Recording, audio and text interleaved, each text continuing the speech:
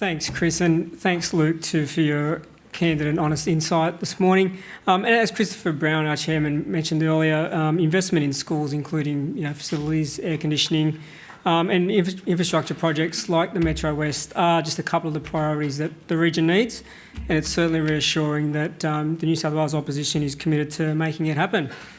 I know we're a bit pressed for time, but I've got the pleasure. My name's Adam Leto, Director of the Western Sydney Leadership Dialogue, also, according to Christopher Brown, the second best footballer to come out of Fairfield. The Lachlan Macquarie Lecture is named in recognition of Governor Lachlan Macquarie, a man revered for his vision and arguably Western Sydney's first advocate. Beyond his role in helping drive the development of the region, he was also a leader and someone committed to the prosperity and success of the colony. It was with that in mind that the dialogue chose this year to ask one of our patrons, Professor Peter Shergold, to deliver the Lachlan Macquarie Lecture and outline his vision for Western Sydney. As the current Chancellor for Western Sydney University, Professor Shergold, or Shergy as he's affectionately known to many of us, needs a little introduction. Since arriving in Australia in 1982, he's gone on to serve numerous roles, including working directly under the Prime Minister John Howard as Secretary of the Department of Prime Minister and Cabinet. These days, in addition to his role as Chancellor of WSU, he also chairs the Forum for Western Sydney Airport, the Commonwealth's Higher Education Standards Panel, and is the Coordinator General for Refugee Settlement in New South Wales, responsible for ensuring that our cities are prepared for refugee intake from Syria and then working across governments, agencies and NGOs to resettle them, many of them right here in Western Sydney. I've only got a short time here to welcome Professor, so I'm not able to list all of his achievements, honours and accolades that he's earned over the past decade. But, I mean, he's played an active role, I think we'll all agree, in helping improve the lives of students, workers and new arrivals in the region. Few can deny the impact he's had on Western Sydney's capacity in terms of knowledge and development.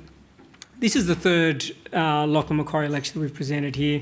The previous two being delivered by Prime Minister Turnbull and the New South Wales Premier Gladys Berejiklian. No doubt, big footsteps to follow, but as Professor Shergold has shown throughout his career, there's no task too big or challenge too hard. Ladies and gentlemen, please welcome Professor Peter Shergold.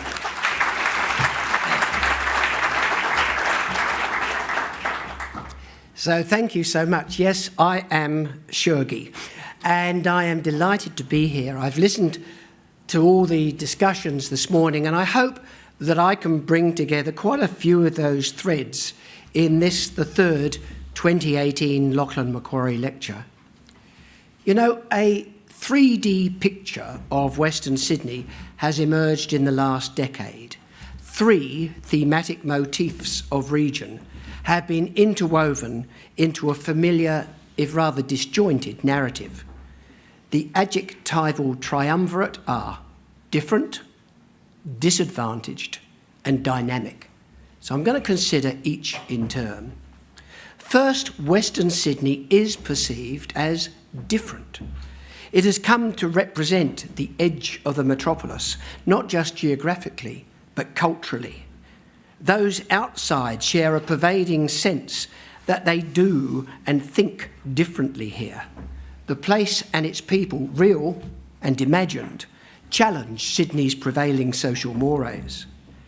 There's growing recognition that its inhabitants, the Westies, are becoming politically more influential, just as their idiosyncratic distinctiveness is being acted out on the national stage. Preparing for the Australian postal ballot on marriage law, much of the commentariat's focus was on the potential impact of conservative traditionalists in the rural outback. As it transpired, the most atypical area in terms of substantial opposition to same-sex marriage comprised the predominantly Labor electorates of Western Sydney: Lachlan, Chifley, Fowler, McMahon, Parramatta, Watson and Werriwa. Western Sydney, shockingly, had turned out to be a very different place from the Sydney of the Mardi Gras and rainbow-striped pedestrian crossings. Western Sydney electorates deliver staunch opposition, headlined the Daily Telegraph. Western Sydney shouts no, screamed the Australian. Do we need to talk About Western Sydney? Asked Catherine Overington rhetorically. The answer was yes. But how was one to interpret the character of difference? Souls were searched. The Huffington Post reported that the results in Western Sydney had left a despondent aftertaste. The ABC, safely sequestered in its inner city Ultimo headquarters, pleaded with its audience not to blame everyone in Western Sydney for what one academic in an ABC blog characterised as its lack of fortitude and its social backwardness. Many commentators reflected with concern upon the region's ethno-religious diversity as a cause of cultural conservatism. A few went further, questioning whether those opposed to marriage equality had, by their vote, revealed a failure to integrate into Australian mainstream society. The fact that the Western Sydney postal ballot revealed a high level of civic and political engagement was judged less creditworthy than that they had used participatory democracy to exercise choice in an unexpected and uncomfortable way. For many observers, the vote against marriage equality made manifest a sentiment that had been sensed for a significant while. Cross the Anzac Bridge and a different Sydney awaited. Indeed, Western Sydney, the place, has now become a metaphor for difference, distinctiveness, differentiation, dissimilarity, and in this instance, discord. There's something about Western Sydney that seems to tap into the Australian political psyche, argued Ben Meltham. To paraphrase Voltaire, if Western Sydney did not exist, it would have been necessary to invent it as a place to play out the diverging aspirations and anxieties of Australian nationhood. There's a second familiar story of Western Sydney, which often emerges as an explanation of the first. Its narrative centres on disadvantage. In the popular mind, and I quote from the attributes identified by Kathy Marks, Western Sydney's difference has its roots in locational disadvantage. It's not just a gritty, hard-working and unglamorous place, but a sprawling, unintelligible wasteland devoid of culture, a simmering cauldron of religious fundamentalism and otherness, an impoverished, potentially mutinous underclass. Well, I recognise these people from undergraduate study of Marxism 101.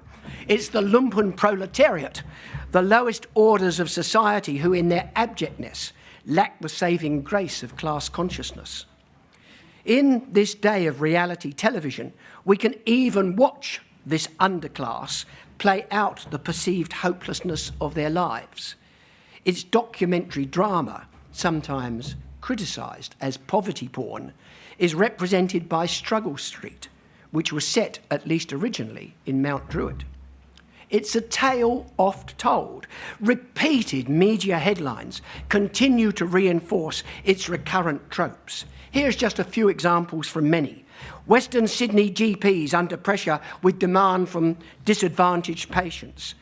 Southwest Sydney suburbs amongst the most disadvantaged. Rising crisis in our western suburbs. Helping Western Sydney out of institutionalised disadvantaged. Transport and social exclusion in Western Sydney. And my favourite, academics label Western suburbs ghettos. Disadvantage, along with poor, violent, worst and rough, are the descriptors commonly chosen to shorthand the manifestations of deprivation in Western Sydney. This media portrayal creates a stigmatising image of place and person, but of course it is a negative stereotype rooted firmly in empirical evidence. The work of Tony Vinson and Margaret Rawsthorne on postcode disadvantage has revealed an Australia marked by locational vulnerability. Over their last decade, their research has identified a web of place-based disadvantage that extends beyond education and employment and health and income and wealth. across 21 measurable variables, including, for example, the incidence of criminal convictions, psychiatric admissions, domestic violence. Amongst these variables, there exists a high degree of connectedness between the disparate identifiers of impoverishment. Many of the mapped areas of greatest urban deprivation are located in Western Sydney. Amongst the most disadvantaged postcodes are Cabramatta, Claymore, Fairfield, Mount Druitt and Villawood. According to the research, in many of these areas, poverty is becoming persistent and entrenched. They are communities in danger of dropping off the edge. A similar picture emerges if one examines the census-based Index of Relative Socioeconomic Advantage and Disadvantage. It's designed to measure access to material and social resources and the ability of people to participate in society. It's readily apparent from the index that in Sydney there is an area of relative disadvantage that stretches rather like a clutched boomerang from Richmond in the north, southwards to St Mary's and Blacktown, extending eastwards to Auburn and Parramatta, down through Punchbowl, Lakemba and Bankstown, and moving southwest via Cabramatta and Liverpool to Campbelltown. Helpfully, SBS has now placed on its website an interactive portal which allows participants to explore how advantaged or disadvantaged is my suburb. The lower the score, the greater the disadvantage. Here's what I discovered in a few minutes. In Western Sydney, Bidwell, Hebersham, Emerton comes in at bottom place at 785. Cabramatta scores 793, Liverpool Canley Vale 832, Warwick Farm 857, Lakemba 872, Fairfield West 886, Auburn Parramatta 888 and Bankstown 891. In stark contrast, Oyster Bay Como in the south scores 1,107. Manly Fairlight on the northern beaches, 1,113. Neutral Bay Kirribilli in North Sydney, 1,115. Alexandria in the inner west, 1,116. There's a change. Balmain in the inner west, 1,118. Avalon Palm Beach in the far northern beaches, 1,119. And yes, if you're playing this game, Rose Bay Vaucluse in the eastern suburbs, 1,139, a winner. It's apparent then that many areas of Western Sydney are disadvantaged relative to those areas further east. Whether one measures youth unemployment or access to the internet or the availability of cultural institutions or the extent of tree canopy. Irrespective of whether one chooses to focus on the causes of disadvantage, such as access to medical facilities, or its deleterious effects, such as ill health or reduced well-being, a geographical gulf is apparent. And that's led Jessica Irvin to suggest that there exists a deepening divide between the haves and have-nots in our glittering harbour city. Incidentally, notice where all the glitter in the city is. She has discerned a growing gap between Sydney's affluent east and north and its middle ring suburbs to the west and south. And many, many similar articles have appeared in the last decade. They're usually written as a response to the publication of new indices of disadvantaged. They are most often driven by a strong sense of social justice, and they tend to celebrate the success of individuals from Western Sydney as being achieved against the odds. They are written with the right intentions, but, as I'll shortly argue, they are profoundly wrong in their assessments. The third characterisation of Western Sydney represents the exact counterpoint to the second. There is an emerging recognition that Western Sydney is dynamic. After all, this is the region that is now the nation's third largest economy, driven by an unrelenting population growth significantly higher than that experienced elsewhere in Sydney. Population in the region has grown 16% in the last decade. Greater Western Sydney will increase to 2.9 million over the next 20 years, and that population, 2.93 million, I reflect, is larger than the entire population of metropolitan Sydney when I arrived in this city from the UK in 1972. This, of course, is the Western Sydney of bulldozers and tunnelling machines and towering cranes. It's the region in which unprecedented infrastructure development is transforming space and place and possibility. It's the region represented by the Sydney Metro and Parramatta Light Rail, by WestConnex and a plethora of motorway extensions and road widenings, by the prospect of rapid bus transit networks and the north-south rail lines, and by commitments to innovation corridors and science parks and, yes, sporting stadia. This is the Western Sydney that, in the vision of the Greater Sydney Commission, is going to become two exciting new cities, a Central River City and a Western Parkland City. It is the future represented by a Western Sydney digital age airport and the prospect of a multimodal aerotropolis built around the economy of speed. It is an anticipated urban network of next-generation industries based on advanced manufacturing and robotic engineering, biomedical and aeronautical research, e-commerce, distributional logistics, eco and heritage tourism, and intensive greenhouse horticulture. This is Western Sydney, imagined as a creative economy offering skilled, well-educated professional workers new high-tech and high-value jobs. It is the region of unlimited possibility which political imperative is creating and for which politicians, not surprisingly, like to claim credit. Now, the trouble with this 3D picture of Western Sydney is that it remains determinedly one-dimensional.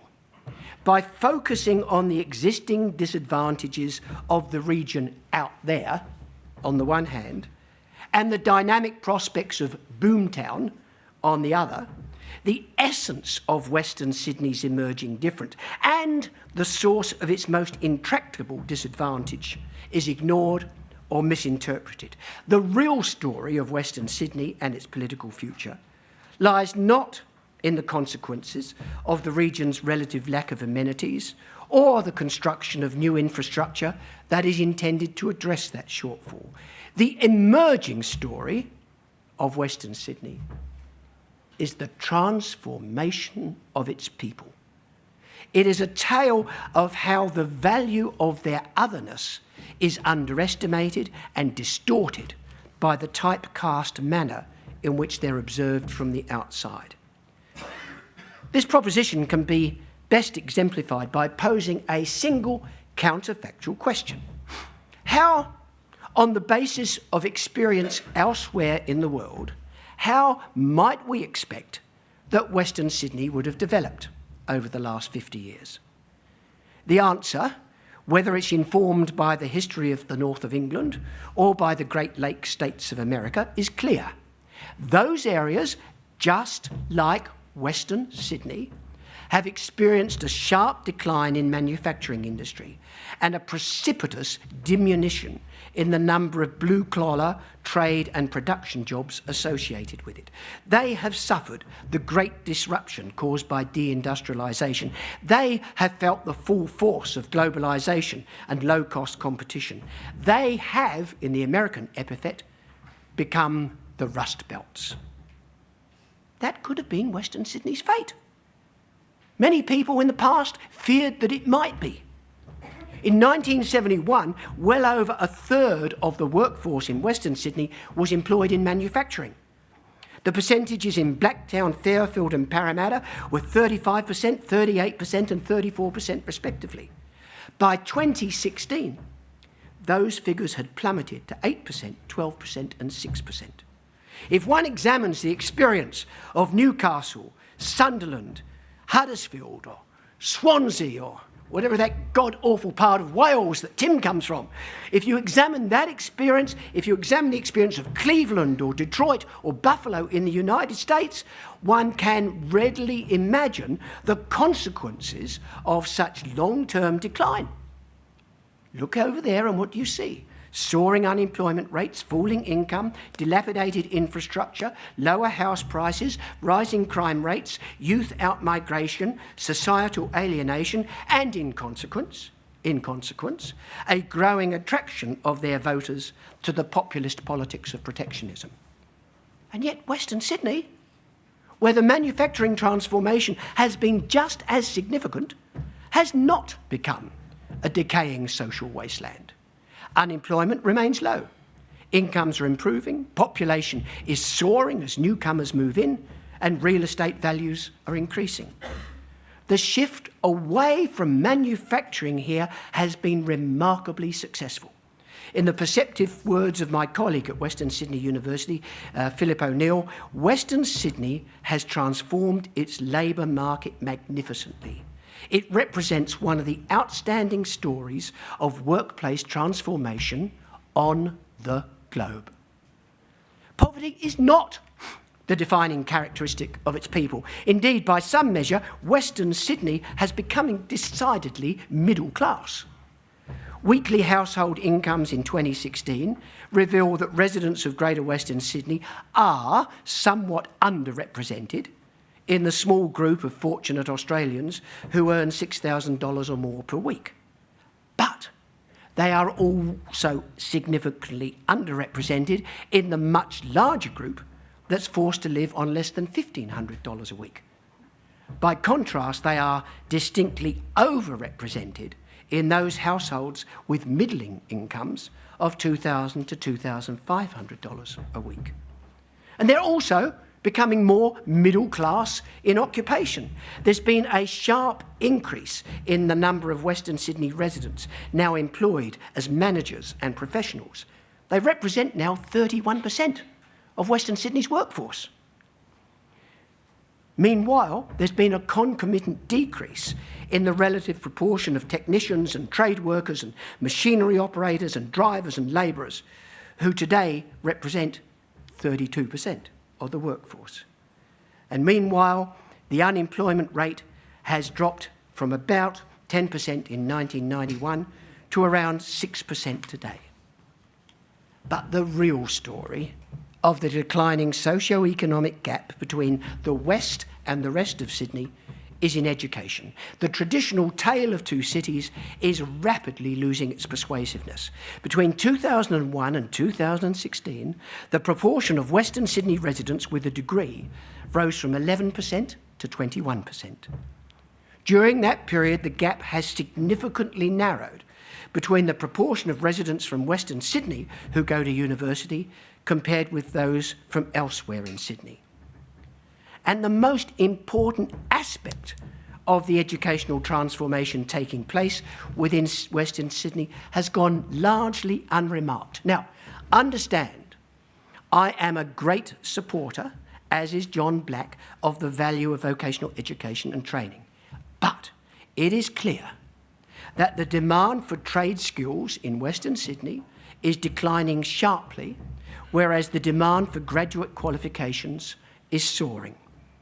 You know, in 1991, there were far more TAFE students residing in Greater Western Sydney than there were university students, 49,000 compared to 36,000. By 2001, there were still more Western Sydney residents attending TAFE than university. Since then, there's been an educational revolution. By 2016, the number of TAFE students had fallen significantly to 44,000, whereas the number of university students had doubled to 106,000. Let me put it this way. In 1991, there'd just been 72 university students for every 100 TAFE students in Western Sydney. By 2016, in stark contrast, there were 243 university students for every 100 TAFE students. These are the figures that are pointing to the employment preferences of the people of Western Sydney. The contrast with most other deindustrialised areas around the world could not be starker. Here's a social experiment. Try it out for yourself. Next time you're hosting an overseas visitor, tell them of a hypothetical Australian urban area situated outside the metropolitan CBD, which has experienced a calamitous fall in manufacturing industry and which has now become home to a population that is 75% migrant, most of it non-English speaking background. I reckon it's likely that they will quickly apprise the demographic profile of this imaginary place and think Parramatta to be an area of acute social and economic disadvantage. And they will be hopelessly wrong.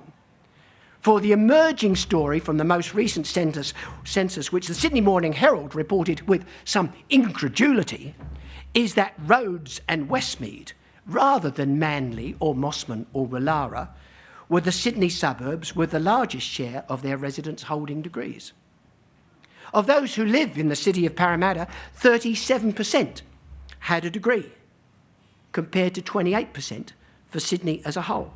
And that's just the start. What has happened in Parramatta over 10 years is going to be reflected in the experience of Campbelltown and Liverpool and Penrith and Bankstown. The recent history of Western Sydney bears testimony to the power of higher education to enhance collective human capital, create a skilled workforce, and forge pathways of economic opportunity. Forgive me if I highlight the valuable contribution of a single institution, Western Sydney University, of which I'm the Chancellor, because it has made a remarkable impact on that educational transformation. This year, at some point during the December graduations, I am going to present a testama to the university's 200,000th graduate. More than 3/4 of our students live in Western Sydney. Most have a strong preference to continue to stay here when they complete their higher education. I estimate that at least 40% of the 250,000 graduates who now reside in Western Sydney are our alumni. Now, that's an extraordinary achievement for a single institution. The avowed disadvantage of Western Sydney is often one that's being created here. It's in the mind. Deeply embedded social mores and unrecognised assumptions create an imagined sense of Sydney's cultural geography. For many, the West is the urban frontier of Sydney, a sort of porous border across which squinters commute, most often for work, sometimes for education, less frequently for fun, and occasionally, if they're lucky enough, for good. On summer weekends, it is the Westies who drive east to the beaches and take up valuable parking space. Passport controls are ineffective. They arrive undocumented. Most leave again, much to the relief of those who live in Cronulla and Bondi and Manly. Let me illustrate the manner in which customary stereotypes and unstated presuppositions create a diminished perception of Western Sydney that says far more about the observer than the observed. Let me highlight an example of accessibility to what I think is an important service. It seems to represent an instance of the most shocking disadvantage. According to the most recent 2018 data, just 2% of identified providers were located in the whole of Western Sydney, whereas the northern suburbs was home to 6%, inner west 7%, eastern suburbs 10%, and extraordinarily, inner Sydney and the CBD, almost 65%. This, according to the latest edition of Fairfax's Good Food Guide, represents the grossly unequal distribution of decent restaurants in Sydney. Apparently, there exists a vast gastronomic wasteland that stretches from La Tratte at Fairfield to Restaurant Como at Blaxland. Between those two distant points, there is not one restaurant worthy of recognition. It gets worse. Not one of the city's 20 top coffee shops is situated in Western Sydney. If you want to sip lattes and breakfast on smashed avocados, stay in the city or the inner west. There exists, an unquestioning outsider might surmise, deprivation on a massive scale. If we are to believe the gourmand elite, there is a good quality Turkish restaurant in Canberra, but not one in Western Sydney. There are top Middle Eastern restaurants in Surrey Hills and Redfern, Korean restaurant in Potts Point, African restaurants in Adelaide, Vietnamese restaurants in Chippendale and Darlinghurst, Chinese restaurants just about everywhere, but amazingly, not one establishment makes the cut in Western Sydney. Apparently there is one good Indian restaurant in the west, but it's located in North Strathfield rather than Harris Park. Only in one small type of food provision does Western Sydney score its fair share of outlets. The Guide's intrepid explorers found low-cost, down-market establishments in Harris Park, Granville, Lakemba, Fairfield, Auburn, Cabramatta, Campsie and Merrylands. Only if you want cheap eats rather than good food do you head west. Now, apologies if I'm labouring my point on the lingering power of stereotype, but what is conveyed in the Good Food Guide is not a dispassionate view of culinary quality, but it's a set of unchallenged assumptions about how the publishers and the editors think of Sydney as a city and how they imagine the perspective of their readers. But, of course, there exists a far more meaningful and substantive way in which the perception of the observer can distort reality. The challenges faced by Western Sydney and its people tend to be viewed almost exclusively through the prism of social deprivation. Consequently, potential strengths are imagined as weaknesses and opportunities are seen as barriers. Consider the wonderful diversity of students who come on stage at our Rydalmere campus to receive their degrees, cheered on by their proud parents, 80% of whom never enjoyed the opportunity to attend university. Now, they represent the future face of Australia. More than at other Sydney universities, these students have, for financial reasons, had to work long hours while studying. They are much more likely than at other Sydney universities to come from lower socioeconomic status families. Almost a third of the local students, not overseas, local students, speak a language other than English when they return to their homes at night. Indeed, English is often their second or third language. Now, seen through the lens of disadvantage, these are barriers to be overcome. However, seen through the lens of productive diversities, these characteristics are sources of human capital value. Should it surprise us that Western Sydney University graduates, already experienced in the discipline of the workplace, receive higher levels of employer satisfaction than students from any other Sydney university? Should it surprise us that students with fluency in another language and with deep understanding of a different culture are increasingly attractive to business? I hope that my oration has conveyed a sense of impending promise. I'm certain that it's also revealed an underlying frustration that the fundamentals of Western Sydney's potential remain too little recognised. It is the infrastructure capital that captures media attention, whilst the extraordinary investment in human capital remains less visible. The simplistic characterisations of Westies as less educated and enjoying fewer opportunities have become ever more unrealistic. And yet, while most indicators of regional disadvantage are narrowing, there remains one intractable challenge. The problem, too, can be exemplified by the experience of graduates from Western Sydney University. I took a look at the graduate outcome surveys for our students who completed their degrees in 2016. The good news is that 68% of them still choose to live in Western Sydney after graduation. The bad news is that only 32% of them are able to work there. For some, that may be a choice, but for very many, They are forced to commute out of the region to find employment that makes use of their education. It is the yawning gap that exists between aspiration and actuality. It's the rock upon which ambition and hope might yet founder. The problem, of course, is job intensity. The demand for employment in Western Sydney is simply not keeping pace with the supply of skilled and educated labour that is available.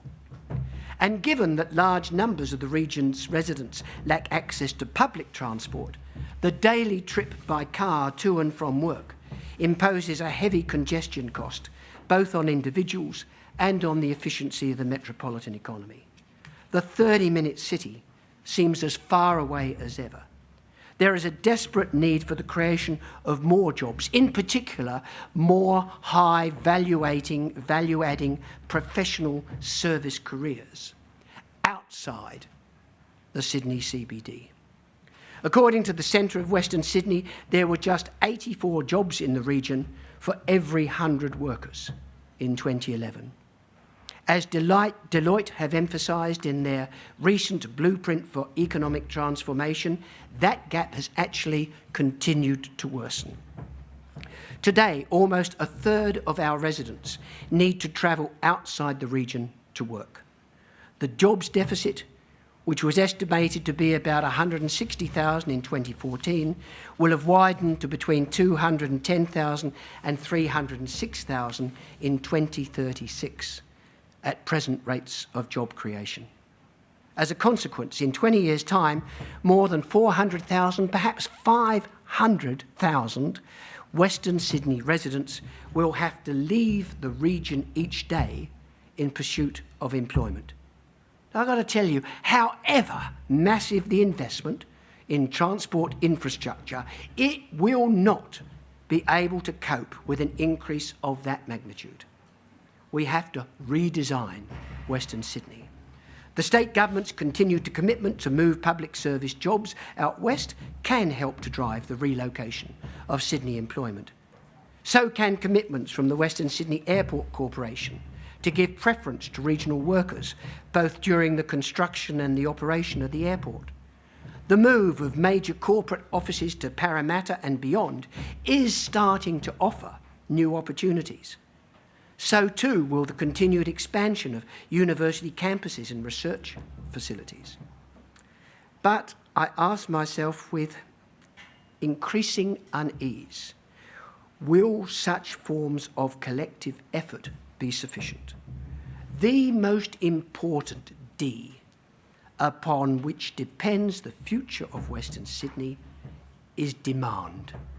At present, the supply of trained, skilled and educated workers in Western Sydney is rising faster than the call for their services.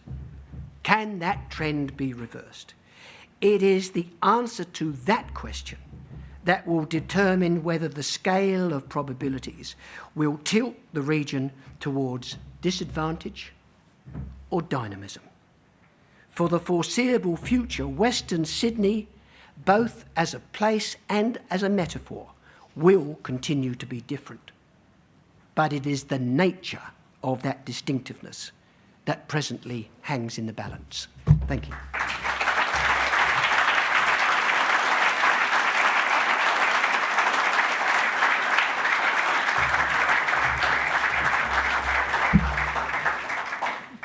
Good afternoon. My name is Lauren Nichols. I'm the Policy Officer at the Dialogue and an Urban Planning student at Western Sydney University.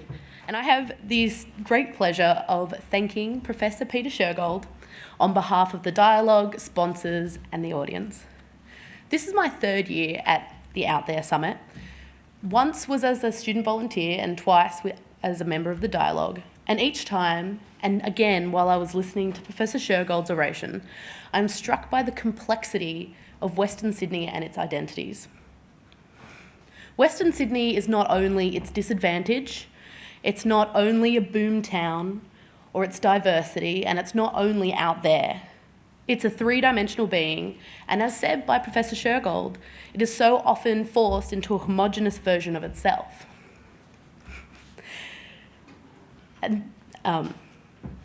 The conversation about regional identity is such an important one.